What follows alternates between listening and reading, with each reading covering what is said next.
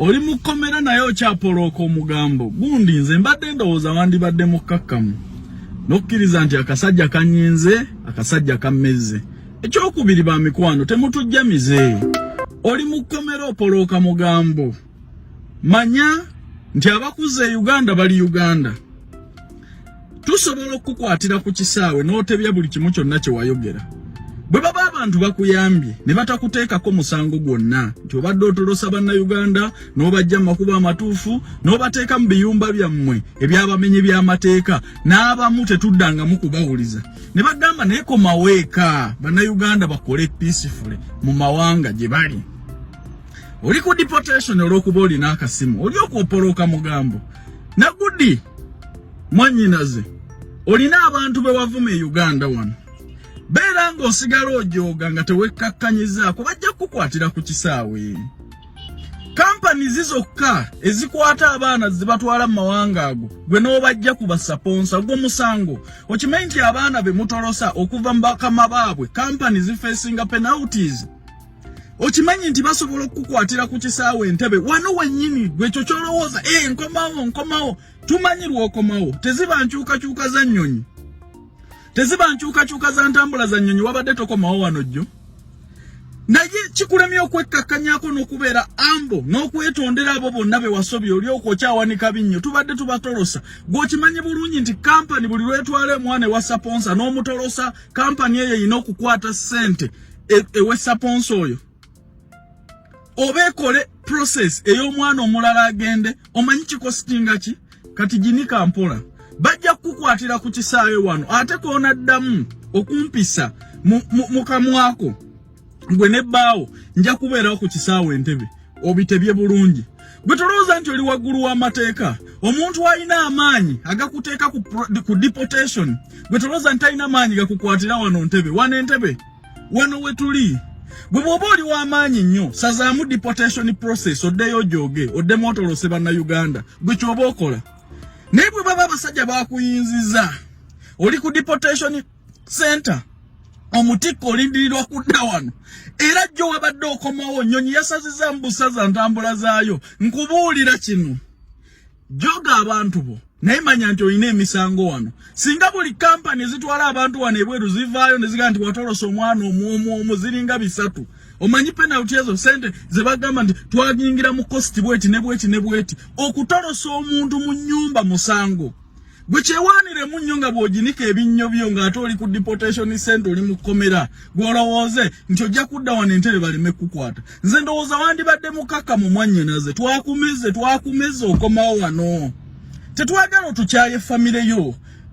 bakukwate mu maaso ga maama wo kuba ojja kulinnya Entebbe ku kisaawe bakuyoolera awo nga ne maama wo alaba n'abakunonye lwaki mwagala okutufuula abantu ababi eri buli omu nti bamukwatidde ku kisaawe bwe tuba twakuzizza ne kikomaawo beera mukkakka mumanya nti ddiru yayiise ukitegedde so temutujjamize mukwano nagudi wekkakkanyeeko ne be wavuma bokka bamala okukukwata ku kisaawe Entebbe ne bakusiba ukitegedde bulungi so mbadde nsaba mubeere bakkakkamu nagudi ogenda kudda wano nze bwe muba muli b'amaanyi gwe sazaamu empapula z'ennalaze oddeyo ogyoge Saudi ne bwe kiba ekyo kikulemye wekkakkanyeeko kubanga ebyo byogenda opolooka ku kasimu ke mwakukusa mu deportation center tusobola obikutuuzaamu wano ku kisaawe nagudi oyinza obutayita ku kisaawe bw'otanjija mu kamwako nze bampita Calvin Kayanja simanyi ddoonya Asiya I have confidence nti no wamaanyi ku TikTok kati mpuli ali mu kkomera ddoonya Asiya nkusabira nalabye pulezidenti wammwe agamba ku mukaago oli wano fulufiga gwe wali owooninga okimanyi nti akyali jeno fulufiga otugamba kibakadaama okimanyi nti fulufiga akyali fulu jeno kati okimanyi nti otuuse lwakuba fulufiga alina ekisa ku mutima abantu bonna kye batamanyi nti fulufiga alina ekisa it is very hard to realize naye nga alina ekisa fulufiga nze nkubuulira naye kati ddoonya Asiya wooli fulufiga ayinza okufuna okuva ku airport n'akufunira ku airport be papa ne bamukuleetera wooli ge maanyi g'alina simanyi Respect, I know oluzungu. Internet eno. Doni Asiya. Buli muntu nafuuka motivation speaker. N'amala osimula ekitanda ky'omuwalabu n'atulaza. Bamusanya wewe. Passport. Mukutya Doni Asiya yagaye passport naina. Come out. Itawo. Mbadde yayogedde Luganda n'abawala n'essimu yagyerabira, tikitoko yagyerabira, naye ennaku ezi pulezidenti waabwe yagambye atuuka ku 6. Muwe ekitiibwa ekintu kye bayita ekyeyo. Ekintu okigayo okirina naye kimala kukuvaako, olwo n'olyoka omanya. Wa ekitiibwa ekyeyo ky'oliko. Obudde bw'omala ng'okivumirira kijjeemu birungi, teri kyeyo kyangu. Neyo gy'oloota okgenda nayo bizibu. Kawabeere Amerika, kawabeere Canada, kawabeere Thailand. Buli wamu wazibu ate buli wamu wangu. Buli wamu wazibu ate buli wamu waki wangu. W'omulimu gw'ekitiibwa. Kati Doni Asiya wano e Kampala oyinawo akakodyo wano nga si wangu. Nkubira ku ssimu nga tolina wakusula nga wenkolera ba junior era wenjo kukolera kulaba maama wange okola abo oyogera ne mukodomi wo Bilali mugambe agambe maama ugendi bulungi bebe nkomye gatti naku lwakunda waka tulina buzibu era kati webituuse polisi egenda okukima ku kisaayo kubanga kye baagala okulabako kirabika kye baagala okulabako okitegeera naye ate Calvin Kayanja kyabamanya tamanyi lunaku lutuufu lwemba wano kikafuwe ebyo byali okulimba abantu abali okuvuga amafuta gaabwe bajja ku kisaawe banoonya Doni Asiya mbasekereredde mu kapitoleetaagi okitegeera kyo yabavugisiza amafuta leero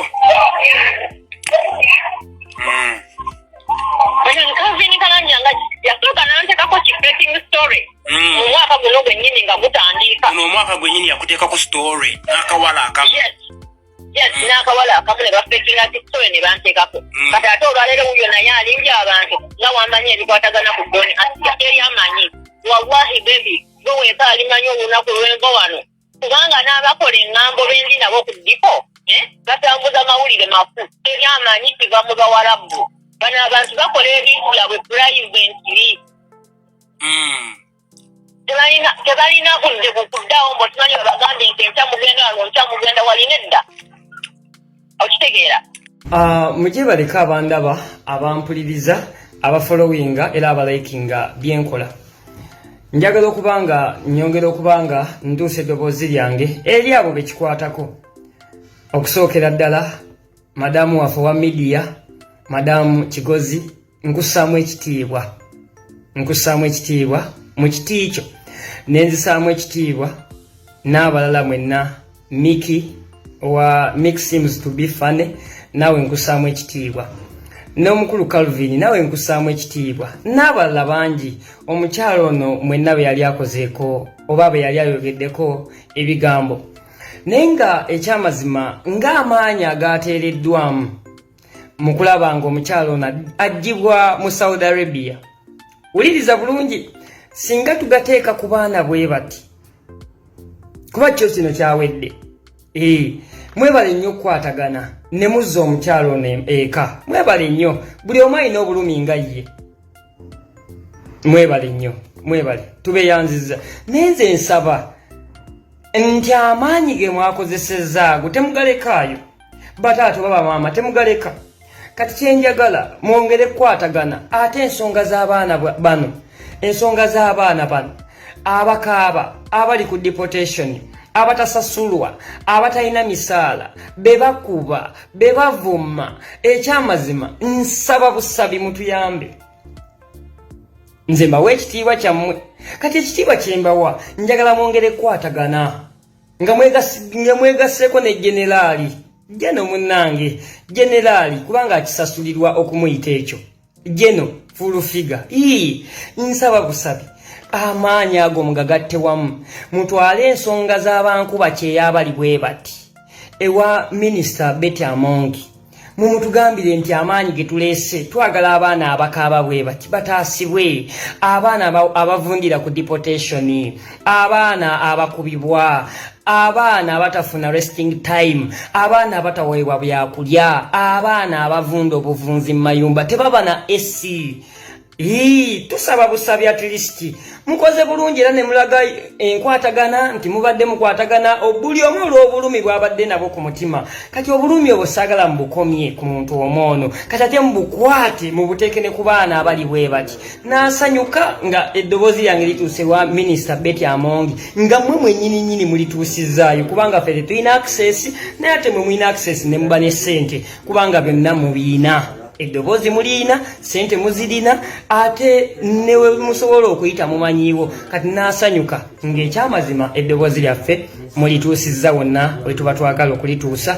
Mukama akumpeera omukisa gw'alabye, mbassaamu ekitiibwa gw'alabye naawe afolowinze. Mukama akunkuumire gwafunyemu ekyokuyiga. Nkugamba oba nsigala nkugamba mukwano gwange, wifi ey'obwereere tekujjanga mu kwogera ebigambo ebirungi era ebigambo ebizzaamu banna abalala amaanyi. Mukwano gwange oba mukama wange gwe abadde andaba, kuba oli mukama wange, mukwano gwange wifi ey'obwereere nayo ejja kukuleetera obuzibu. Igwe fuga ebigambo byo ate okuume n'akamwako.